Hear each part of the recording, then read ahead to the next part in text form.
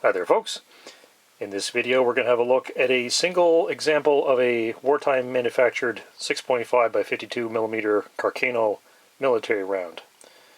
So the other day my buddy Scott, you may know him as the Gun Geek, he and I were discussing 6.5mm Carcano ammo and 6.5 MS ammo, and while I was looking through my stash of miscellaneous rounds I came up with this single example of a wartime produced Italian round.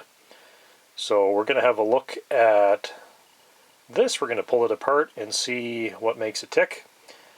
And this is kind of interesting. The head stamp is a bit unusual. You can see that this wartime ammo has an annular groove in the rim of the case.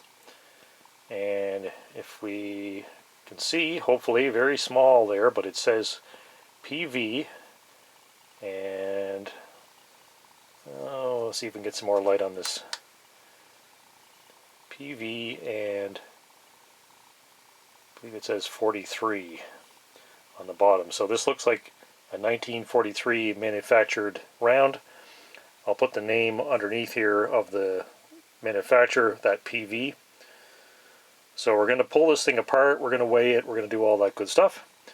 So to start with, we're going to measure the overall length of the round. Got my digital calipers here, we'll turn those on and make sure that those are zeroed.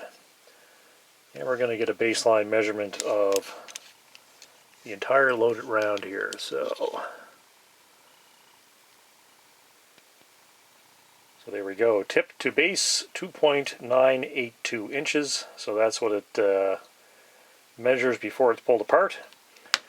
And for our second measurement, we're going to get a loaded weight for the entire round. So our scale has been zeroed, and that weighs 351.1 grains. Alright, time to break out the bullet puller and pull this round apart. Alright, for a round that was loaded for so long, it came apart surprisingly easy with the impact bullet puller. So we'll set the case aside and we'll dump out the powder and the bullet to see what we've got. Seems like some of the powder is still stuck inside the case. And it's kind of odd looking powder.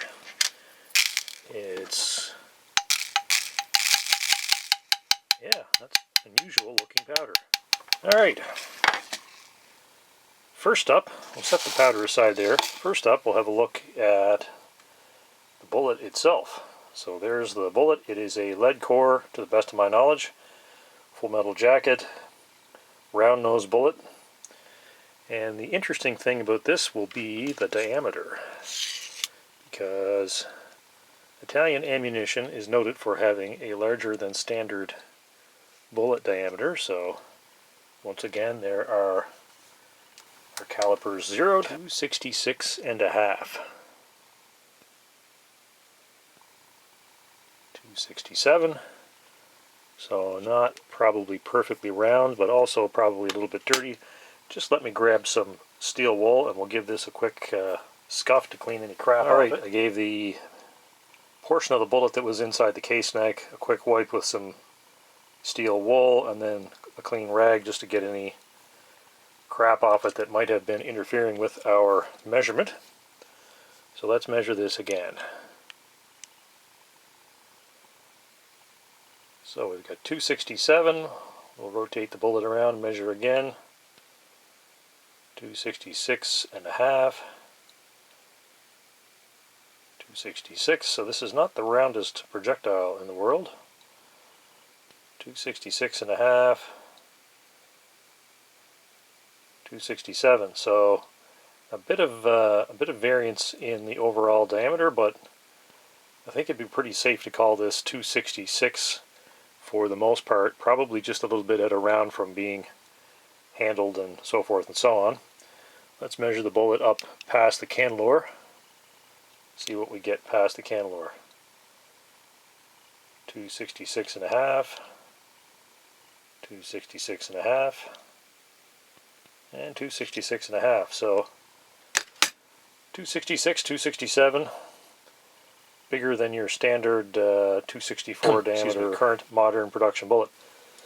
Alright, let's weigh this sucker to see what it weighs. Put it on the digital scale here.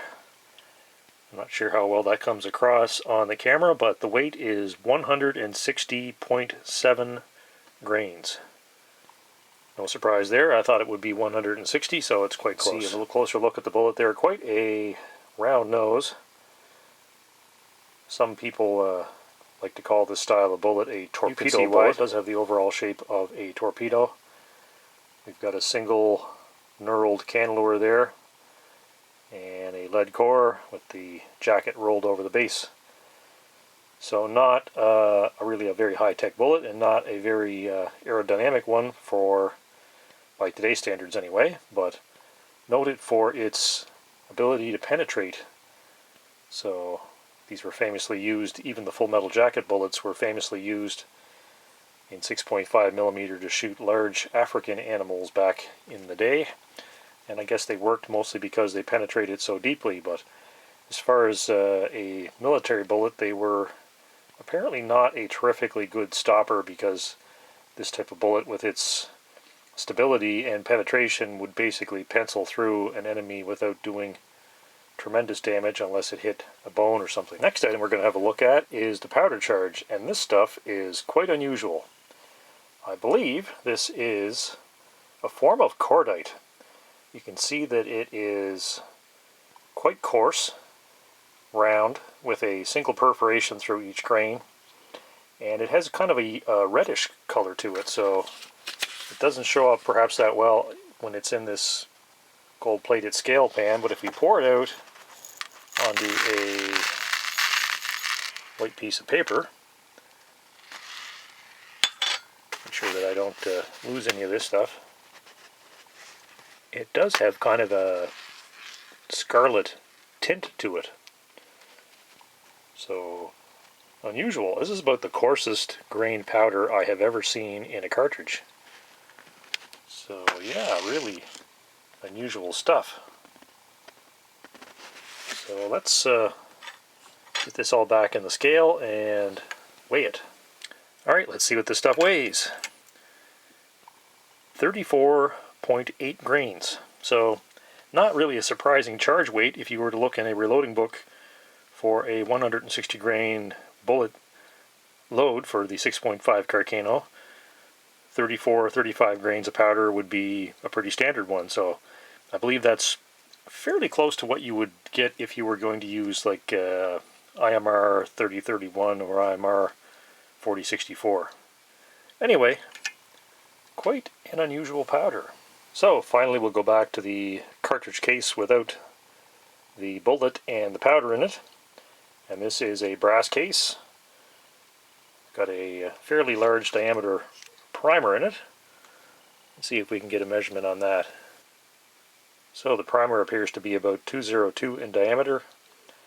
It is a Berdan primer. Let's see what the case length is. So of course this is an unfired cartridge case. So there's our length, 2.059 inches. The cartridge had, get this to focus here, it did have a crimp, a segmented crimp, kind of like what you would be able to accomplish with a Lee factory crimp die, that sort of style. Here's the unusual thing about these cases though. You see that bright ring in there? Well, these cases are engineered like that to keep the bullet from going back into the case. So there is actually a ring like formed into the case, and the bullet, basically where the bullet sits crimped, the back end of it is supported by that ring in the case, and it's a fairly substantial ring in the case. We should try measuring that with the caliper, see if we can get down in there. Let's measure the neck before you hit that ring. So if I go down into the case without measuring the inside diameter of that ring, we're getting 264.5. So if we try to measure that ring that's down lower than that, hopefully the calipers have enough reach. So that ring appears to be about 252 diameter. So that basically gives the bullet a shelf to sit back against. Final thing before I conclude this video, I'm going to try putting this powder back in the cartridge case just to see how far it goes. And we're going to have to go slow with this stuff because it's so big and chunky that I think it would bridge quite easily in the funnel. It must have been a bit of a challenge to get this stuff in a factory to load without jamming up the loading equipment. Alright, there we go. I don't know if you can see that, but light's always an issue trying to show this stuff.